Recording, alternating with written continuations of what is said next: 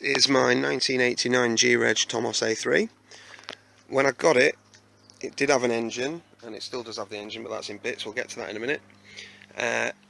It was, I think, £120 from someone in Hull, and it had registration documents and everything with it. There's your mileage, 13816, so it's done alright. Not done too bad at all, really. Someone had been in the engine already, and it was complete, and it kicked over and everything, but someone had left the piston rings off for some reason. I'm assuming not the previous owner that I bought it from, but the owner before him.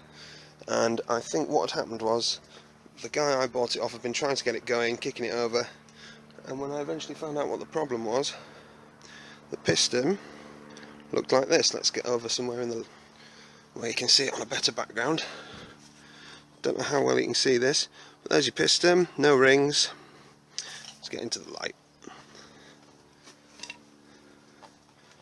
Okay, so piston, no rings, and as you can see, there's big chunks chipped off it, where I'm assuming it's been flapping around with no rings on it, and it's caught the crank and the edge of the cylinder and everything.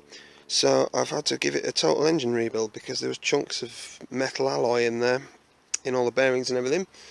Other problems with it: when I got it, it didn't spark. I traced that back to just a spark plug cap. So that was an easy one to replace. But the worst thing about it, I'll see if I can show you inside here.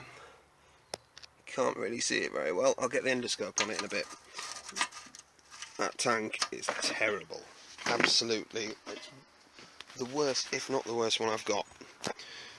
So that's a very big shame, because it's going to have a nice fresh engine soon, and I won't be able to use it on that frame.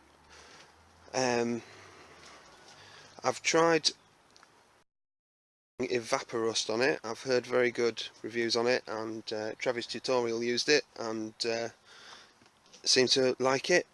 But in this case, I don't know if it's just because there was too much rust or what, but the black deposit it leaves inside, there is absolutely loads of it.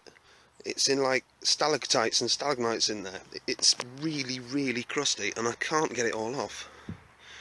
I have spoken to someone else who restores Puch Maxis, and he says that what he's done with his is just use the POR 15 rust treatment, which is the stage before the marine clean, I believe.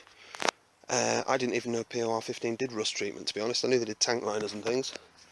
So it might be worth giving that a go and seeing if it gets all the black stuff out there, because I think it's starting to flash rust again now.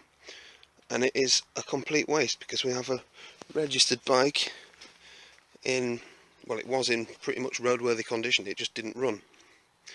Failing that, for the time being, assuming that's going to take a while, I'm going to put the fresh rebuilt engine on here to give this an MOT and build this up with the bits that came with it, and I do have a couple of spares bikes that I can get parts from. But for the time being, this one, although I thought it was going to be one of the easiest ones to get on the road, has taken way too long so far.